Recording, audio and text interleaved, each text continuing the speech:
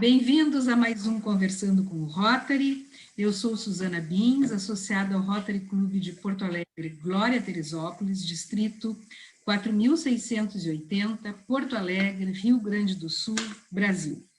Hoje temos conosco as convidadas Elcira Bernardi e Rochelle de Nadal, e o nosso tema será maternidade.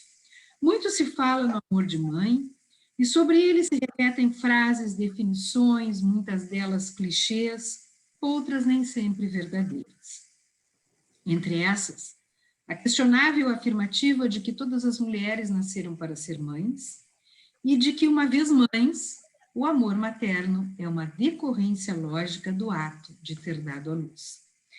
Dentre os clichês, temos que ser mãe é padecer no paraíso, e que mãe é 3 vezes santa na dor, na renúncia e no sacrifício, entre outros.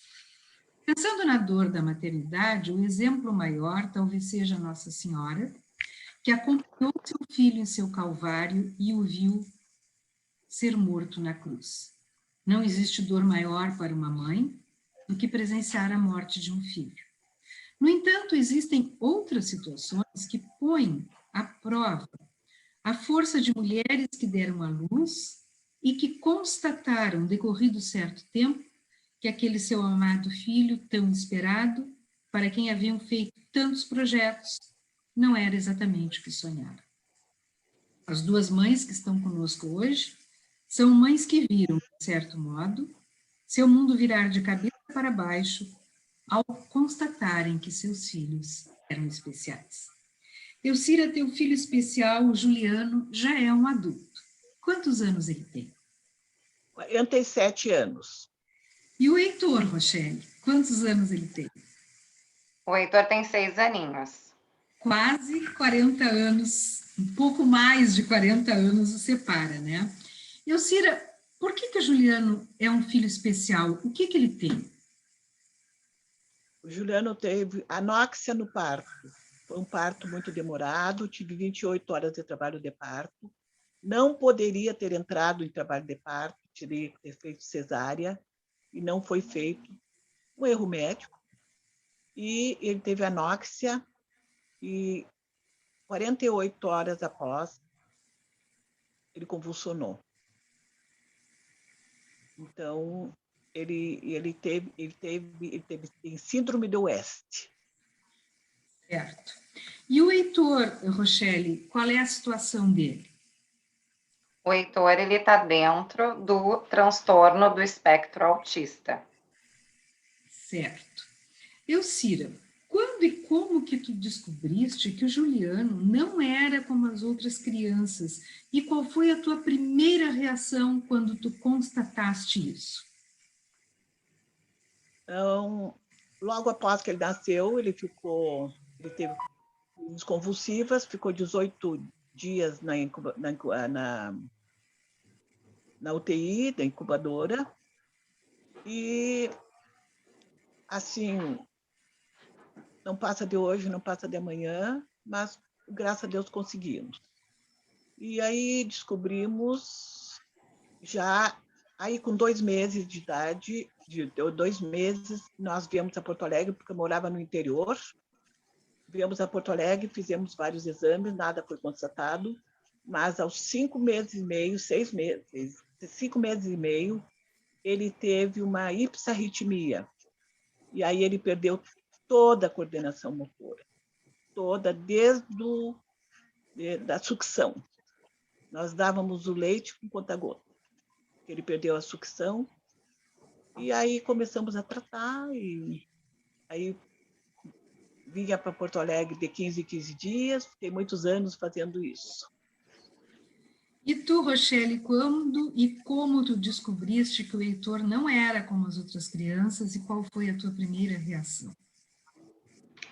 Então, o Heitor foi nosso primeiro filho, muito esperado, muito amado.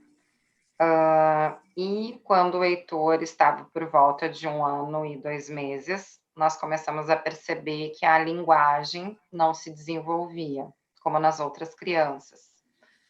E a gente começou a observar, mas sempre tem as justificativas, né?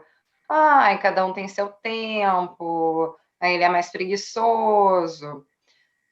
Então, o primeiro indicativo foi o atraso na linguagem. Depois a gente começou a perceber que ele não se interessava pelas outras crianças. Quando eu descia com ele na pracinha, ele não olhava para as crianças, ele olhava para o brinquedo das crianças e ia ao encontro dos brinquedos. Até depois eu li mais tarde, né, que é o mundo das coisas e não das pessoas. Ele não se interessava por olhar, por perceber, né, por observar outras crianças. Bastante agitado também, um sono bastante agitado, e todos esses fatores começaram a chamar a nossa atenção, mas de forma muito discreta. E aí teve uma vez que eu tive a primeira reunião na creche com as outras mães, e aí eu me lembro que nós estávamos sentadas em círculo, e aí todas as mães, né, falando, comentando, ai, a minha filha não quer trazer a boneca na segunda, que não sei o quê, e começaram a observar, e meu filho não faz essas coisas, né, comecei a me questionar e a pensar no Heitor, que o Heitor estava bem distante daquilo que as outras crianças da turminha dele faziam. E aí, imediatamente, ao sair da reunião, eu liguei para o meu marido, e meu marido disse, não, né, essas mães estão exagerando, né, o Heitor não tem nada. Então, a gente custou um pouquinho, né, a entender o que estava acontecendo, e a partir daí a gente começou a ler muito. E começamos a olhar mais o Heitor, né, a perceber mais, a ficar mais atentos a todas as reações que ele tinha. E a gente começou a observar que é um fator muito importante, que é a questão de não brincar dando funcionalidade para o brinquedo. Eu me lembro que ele tinha um caminhão, que isso é bem forte, assim, para mim, bem marcante. Ele tinha um caminhãozinho e ele não brincava com o caminhãozinho. Ele colocava o caminhãozinho entre ele e a TV e ficava olhando. E aí eu me lembro que ele estava sentado, ele estava no pé da nossa cama de casal, assim, e ele estava fazendo isso com o brinquedo, e eu estava lendo informações sobre o autismo, e ali eu percebi, né, meu filho tem autismo. E aí é uma sensação, né, aquela coisa assim que falta ar, e eu tenho a nítida sensação salva, assim, na minha memória da terra, assim, me engolindo, foi uma coisa que eu nunca tinha sentido na vida, assim, que a terra, como se eu estivesse caindo, né, e aquela coisa, assim, de olhar o teu filho e enxergá-lo de verdade, né, ele tem autismo. Então, foi dessa forma que a gente passou a desconfiar de que ele tinha autismo de fato. E a nossa primeira reação foi procurar profissionais que pudessem legitimar aquilo que a gente estava percebendo. E foi isso que ocorreu. E, Rochelle, passadas essas primeiras reações, né, essa tua sensação que tu disseste que parecia que tu estava sendo engolida, o que foi que vocês fizeram? Vocês saíram, tu procuraste muitos livros, vocês saíram em busca de pessoas que pudessem confirmar ou não o que estava acontecendo, e uma vez confirmado, qual foi a estratégia? O que vocês fizeram? Não.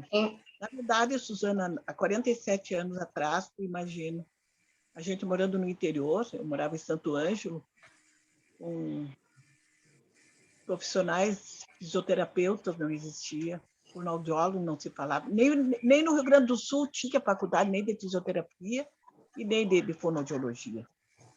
E eu comecei a buscar e a ler, e resolvemos, quando descobri um projeto que havia em São Paulo com um neurologista infantil, Dr. Lefreve, em São Paulo, nós resolvemos levar o Juliano nesse médico.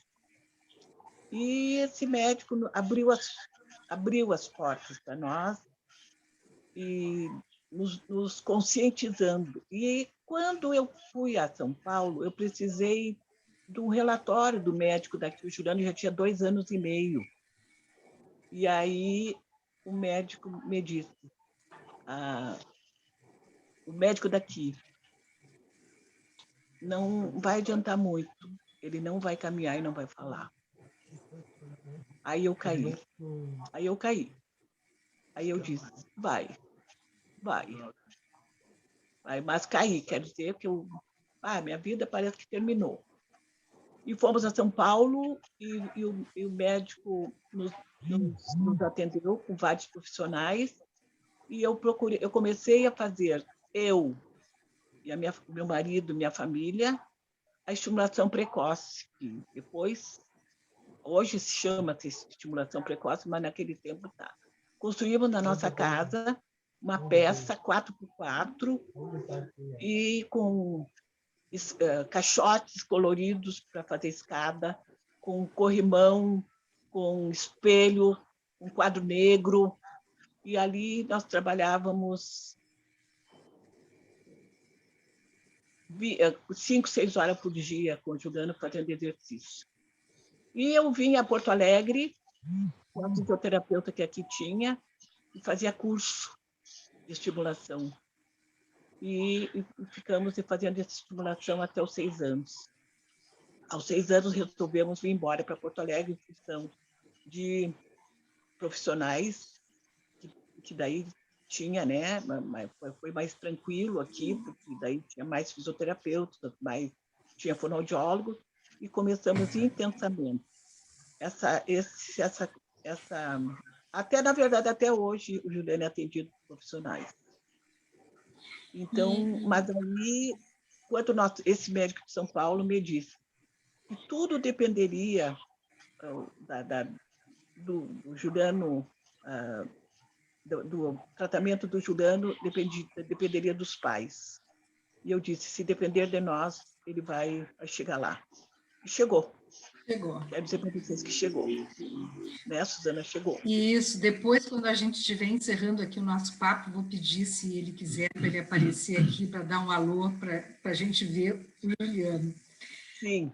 Tu, Rochelle, o que vocês fizeram passadas as primeiras reações? Vocês leram, vocês foram atrás de especialistas, e aí? Então, eu acho que tudo é um processo. Eu acredito que primeiro a gente não compreende direito o que está acontecendo, porque tu não estava preparada para isso. Tu estava preparada para ter um filho neurotípico, que se desenvolvesse, que fosse para a escola, que não, né? Então, tu retrocede, tu volta tudo e tu precisa te organizar. E organizar os teus sentimentos dentro de ti para começar a agir em favor do teu filho, porque tu não tem tempo para perder. Então, eu acredito, até estava conversando com a Elcira antes, a gente se une muito enquanto casal, né? O casal tem que se unir muito e tem que tentar descobrir a mesma linguagem para se apoiar, porque vai haver momentos difíceis, vai haver momentos desesperadores, vai haver momentos que tu não vai segurar o choro, seja por tristeza ou por felicidade por uma conquista, né? Então, o Daniel, eu me lembro que o Daniel falou assim para mim, tu tem carta branca, né? E aí eu falei, então eu vou atrás de tal e tal profissional. E foi isso que eu fiz. E desde então, o Heitor sempre foi assistido pelos profissionais que nós acreditamos que estariam desenvolvendo bem as suas habilidades, né? Eu falo assim, a gente não tem tempo para perder, a gente quer para ontem. E quando tu tem um filho especial, a impressão que dá é que tu não está fazendo o suficiente, muitas vezes, né? Apesar de eu me envolver o tempo todo, de eu todos os dias eu acordar e fazer coisas pelo Heitor e pela minha filha também, parece que não é o suficiente, parece que tu quer sempre mais, né? Tu quer que ele se desenvolva o máximo que puder. E outra coisa, né? Além de nós lermos muito, de nós olharmos todas as palestras e e vídeos da internet, procurar por todos os especialistas, a gente acreditava muito na ampliação de repertório, né? A gente acredita ainda que é importante ampliar repertório, fazer o Heitor ter experiências, propiciar o máximo de experiências que ele possa desenvolver as suas habilidades. Então, esse é um objetivo nosso desde quando ele tinha 2 aninhos. Outro dia eu estava olhando um vídeo da primeira vez que eu levei ele ao McDonald's para comer batata frita, né? Ele tinha quase 3 aninhos. Era um desafio manter ele sentado. Então, eu me lembro que eu comprei 3 pacotes de batata frita para manter ele sentado e a gente conseguir fazer a refeição. Isso é ampliar repertório. Então, a nossa reação foi ir em busca de tudo que for possível para desenvolver o Heitor, para que ele possa ter uma vida feliz. E a gente não quer que o Heitor seja como as outras crianças. Ele tentando abrir a porta, a gente quer que ele seja feliz. Mas ele pode entrar. Rochelle, esse também foi o nosso maior desafio. Nós sempre levamos o Juliano em tudo. Nós também. O Juliano vai a festas, vai a baile, ia a baile conosco. Nós somos da mais idade, nós somos do tempo dos bailes. O Juliano vai à reunião do Rotary, o Juliano tem palavra no Rotary, o Juliano tem palavra na família, o Juliano tem palavra, sabe? Em todos os lugares. Isso foi um desafio que nós fizemos de levar ele em qualquer... Tá, ele... Tudo exige planejamento, né? Tudo exige um planejamento. Sabe? Esse é um desafio, porque, na verdade, tu sabe, né, Rochelle, que tem muitos pais que escondem. Nós não escondemos. Nós não escondemos. E além desse desafio que vocês estão falando, né, porque, de certa forma, isso que a Elcira está trazendo também é a ampliação de repertório que a Rochelle falou, né? Além desses desafios, tem algum outro desafio que a maternidade desses filhos especiais trouxe para vocês e que a gente não abordou aqui? Tem, sim, o desafio de ter outros filhos. Foi um desafio. Vocês duas tiveram, né? Pelos médicos do Juliano, por esse São Paulo, para ter outro filho. E eu tive, quando o Juliano estava com 5 anos e meio, eu tive outro filho. Só que, infelizmente, esse filho teve um problema de coração e veio a falecer com 3 meses e meio. Foi muito difícil para a nossa vida, porque o Juliano estava começando a querer caminhar e porque na espera, porque a gente fez uma preparação muito grande, veio o maninho, tem que dar o carrinho para o maninho, ele estava em cadeira ainda, que ele não caminhava ainda. E, de repente, aquele morreu. Então, foi bem difícil e foi um desafio. E eu tive mais uma gravidez que tive um aborto e tive mais uma gravidez que foi da minha filha, que, graças a Deus, deu tudo certo. E eles são muito amigos, né, Elcira? Desafio, e as pessoas até achavam uma loucura, mas eu não achava que era loucura, porque nós fizemos um aconselhamento genético, meu marido e eu, e nós não tínhamos problema nenhum genético, não era nada genético. Nós éramos uma família, eu de 9 irmãos, meu marido de 6, com vários, meus irmãos com os filhos, eles também, e não tinha nenhum caso de deficiência. E não teve também nenhum caso do coração. É verdade, o cardiologista do Leonardo, que foi o segundo, disse, foi 2 raios que caiu numa cabeça só. E vocês foram os escolhidos. Mas, Elcira, essa tua fala, assim, de teres tido a tua filha depois, a gente sabe que eles são muito amigos, né? E, assim, para aqueles que estão nos ouvindo, as nossas entrevistadas de hoje são pessoas do meu círculo de conhecimento. A Elcira é esposa de um companheiro nosso do Rotary e a Rochelle foi minha colega de trabalho. E, Elcira, essa questão que tu disseste, que tu sempre levas até hoje, Juliana, tudo, trouxe a percepção para tua filha de que ter um irmão especial era algo absolutamente normal. E tu me contaste uma situação dela na ginástica, Tu poderia... da ginástica olímpica. A minha filha foi ginasta, e no primeiro dia que ela foi, que fizeram uma rodinha, um círculo, e para falar sobre ela tinha 5 anos e meio. E ela disse que o meu nome é Marta Helena, tá? Meu pai e a minha mãe deu nossos nomes, e disse: eu tenho um irmão. Eu tenho um irmão só, que é Juliano. E esse meu irmão tem deficiência. Então, assim, ó, como nós assim, achamos que foi assim para dizer, não precisa me perguntar o que ele tem, porque ela sabia que eu iria levá-lo todos os dias. Não, nadava também com ela lá no União, né? Então, ela ali não precisou, as meninas tinham um encanto por ele, tem até hoje, tá? Eu tenho uma coisa a dizer para vocês, gente, que o Juliano foi padrinho de casamento de quase todos meus sobrinhos. Ele foi padrinho de casamento e também tem 6 afilhados, que minhas sobrinhas, filhos de sobrinhas, filhos de irmãos, que ele é padrinho. Padrinho de batismo. Ele batizou. Ou seja, ele está... Então, isso é que eu considero isso a verdadeira inclusão. Exato. Né? Rochelle, depois tu tiveste uma filha, e ela também é muito amiga do Heitor. Sim, a Elisa. Quando eu estava descobrindo o diagnóstico do Heitor, eu engravidei da Elisa. E até eu e meu marido, nós conversamos depois, né? Eu não sei se eu teria engravidado novamente, já com o diagnóstico fechado do Heitor, porque quando tu começa a ler sobre autismo, tu vê que a possibilidade de tu ter outro filho autista é muito grande, né? E depois, quando nós estávamos fechando o diagnóstico do Heitor, eu já estava grávida, e aí nós fechamos o diagnóstico, eu grávida.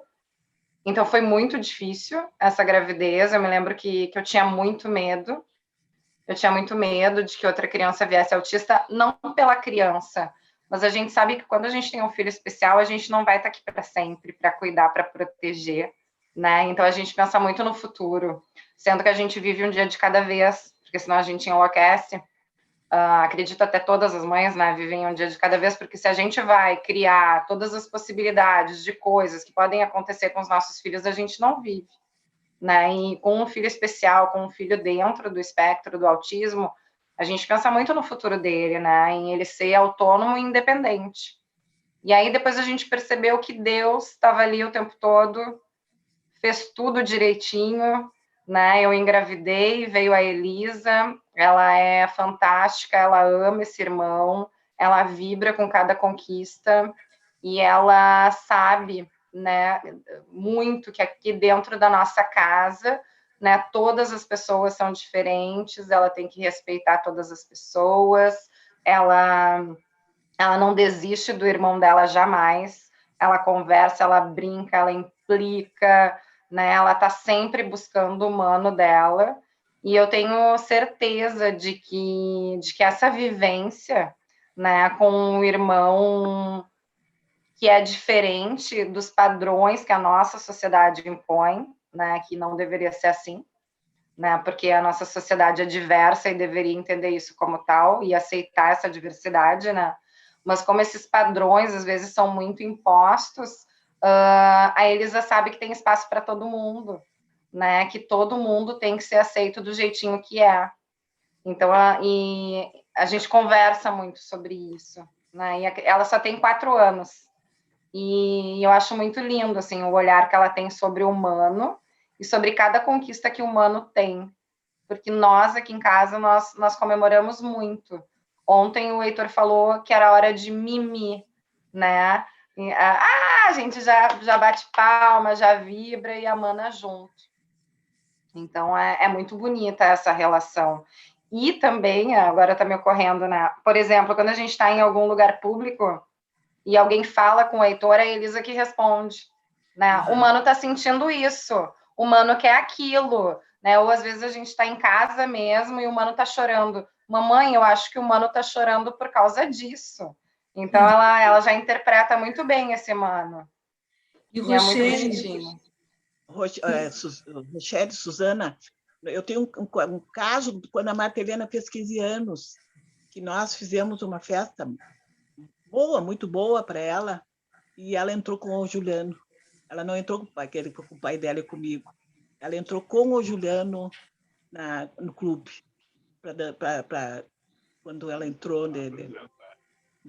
no cerimonial, ela entrou com o Juliano.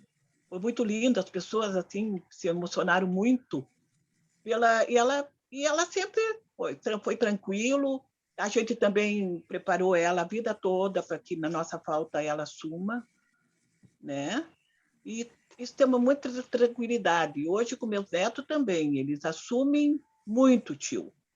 Essa semana a minha neta a professora fez um estudo, ela estuda no Leonardo da Vinci, com pessoas com deficiência. E a minha neta disse, professora, sabia que eu tenho um tio que tem deficiência? Então, foi muito bom. A mesma visão da tua filha, né, lá na escola. Muito bom.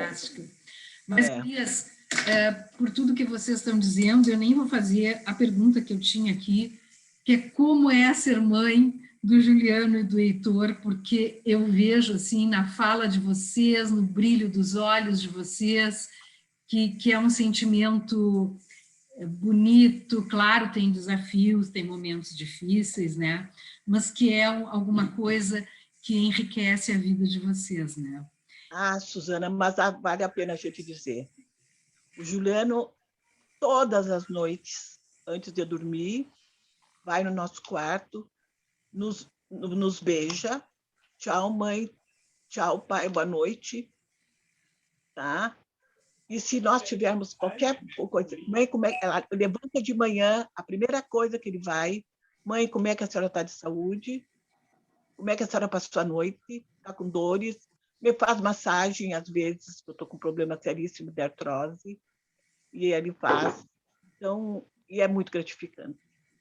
Ele não esquece aniversário, ele não esquece de mandar de fazer o presente, ele não esquece de mandar o cartão, tudo. É tudo. E o Juliano ainda tem, Rochelle, atendimento até hoje, ele tem arte terapeuta, e o Juliano na arte foi uma superação. Porque ele eu ia falar contigo, estou vendo um quadro aí atrás. Que é dele. É Juliano. É do Juliano. Inclusive, aqui na minha residência nova, que eu reformei inteira, tem uma galeria de vários quadros dele. Que maravilha. E ele tem quadros assim pelo mundo, até nos Estados Unidos. Que maravilha. Eu gostaria de complementar a fala da Elcira. Eu acho que essa maternidade atípica, ela faz com que a gente tenha um olhar mais generoso, né? O Heitor, ele nos transformou a nós e a toda a nossa família, porque ele faz a gente olhar as coisas de outra forma, em outro tempo, porque o tempo deles é diferente do nosso. Então, a gente tem que aprender a respeitar esse tempo e a valorizar, né, cada conquista. E dessa forma, eu acredito que com esse olhar mais generoso que a gente tem para o nosso filho, a gente começa a ter com as outras pessoas também. E até assim como professora, né, eu na escola, quando eu tenho um aluno com dificuldade, eu não enxergo esse aluno como um problema. Esse aluno é uma oportunidade de eu aprender e é uma oportunidade para a gente se desenvolver como pessoa, como ser humano. É uma oportunidade que eu tenho de me aprimorar como ser humano com ele e ele comigo, né? Porque muitas vezes as pessoas enxergam essas crianças que têm alguma dificuldade, né, eu vou ter que fazer isso, eu vou ter que fazer aquilo, ele não faz isso, ele não faz aquilo. E eu acho que o olhar não é esse, o olhar é... A gente ouve pobrezinho. Não é pobrezinho. Não, ele não é. Essa fala capacitista também, ela tem que ser eliminada, né? A gente tem que vibrar com cada conquista, valorizar cada avanço, e eu acredito que a gente tem que perceber o que a criança é capaz de fazer, e não o que eu quero que ela faça, porque daí não é inclusão, não é adaptação. Então, eu acredito que esse olhar generoso, esse olhar de amor, esse olhar mais com menos julgamento e com mais compreensão. Eu acredito que o Heitor, ele trouxe para mim e para minha família isso, assim, como primordial, é o olhar generoso e amável, sem julgamento, sem discriminação, né? Aceitando essa diversidade, esse espaço que a gente tem, né? Há espaço para todo mundo se desenvolver no seu tempo. E às vezes muitas pessoas não têm isso, ou, né? A gente sabe como mãe especial que é difícil. É difícil incluir nosso filho, né? É difícil ouvir comentários maldosos, capacetistas, julgamentos, tudo isso machuca, dói e cria eco dentro da gente. E eu acredito que nós, como mães, né, a gente tem esse poder, essa força, né, de não desistir dos nossos filhos, jamais, e das outras pessoas também. Né? A gente acaba não desistindo das outras pessoas também. Eu acho que isso, assim, o Heitor foi revolucionário na nossa vida. E eu sou muito grata por ter o Heitor e a Elisa. As falas muito. de vocês são... Suzana, assim, o Juliano, a gente conseguiu tudo. Ele caminhou com 6 anos, falou com 9 anos, fala com dificuldade, mas fala. Faz discurso, né, Suzana? Mas a única coisa que a gente não conseguiu, e que eu digo para ele todo dia que não é o mais importante, foi a alfabetização. E não é o mais importante. Que não é. Não precisa, meu filho, não precisa aprender a ler e escrever, porque tu é alfabetizado na tua fala, tu fala bem, todo mundo... Ele não precisa ser igual a ninguém, né? Ele tem que ser o Juliano. Então, foi o que nós não conseguimos pela lesão séria que ele teve, ficou no cérebro. Essa fala de vocês, eu acho que ela... Eu acho não. Eu tenho certeza que ela vem a contribuir muito com aquelas pessoas que estiverem assistindo o nosso encontro e que têm na sua família, entre os seus amigos, filhos especiais, porque vocês têm filhos com idades muito diferentes, com problemas diferentes, vocês têm idades diferentes, formações diferentes, mas vocês têm a mesma coisa, vocês têm uma crença enorme nas possibilidades que os filhos de vocês têm e vocês acreditam que esse filho de vocês pode alcançar estágios que as comuns das pessoas acham que não. E vocês se dão para esses filhos da forma maravilhosa que vocês trouxeram. É um testemunho maravilhoso, eu agradeço muito vocês terem aceito o nosso convite, terem aberto o coração de vocês, que também não é fácil, mas isso é um recado, claro, a todas as pessoas que, de repente, se deparam com aquilo que não esperavam e que se desesperam num primeiro momento.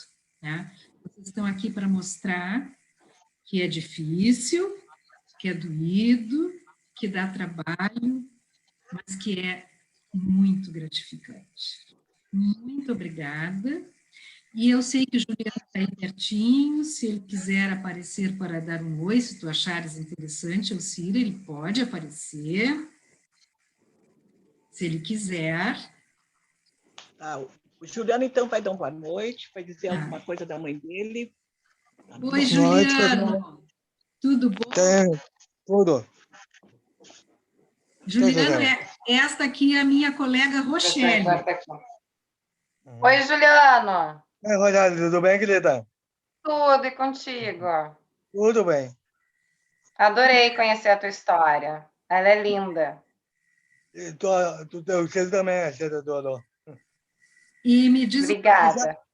E esse quadro maravilhoso aí atrás, tu que pintaste? Sim. Eu gostaria de te dizer uma coisa da minha vida. Pode? Pode. Os médicos não queriam que eu caminhasse, não sarasse, não seja nada. E se eles te vissem, né, Juliano? Nós até dançamos numa festa, né? É. Olha quem está chegando, o Heitor! Esse é o Heitor, meu beijoqueiro. Heitor. Oh, que lindo! Dá oi. Oi. Heitor, o teu quarto é muito bonito, Heitor. Estou vendo o teu quarto aí atrás. Essa Olha é a Elisa chegando. Oi, Elisa. Mas, então, nos despedimos com essa imagem linda das mães com os seus filhos especiais. Muito obrigada, gurias.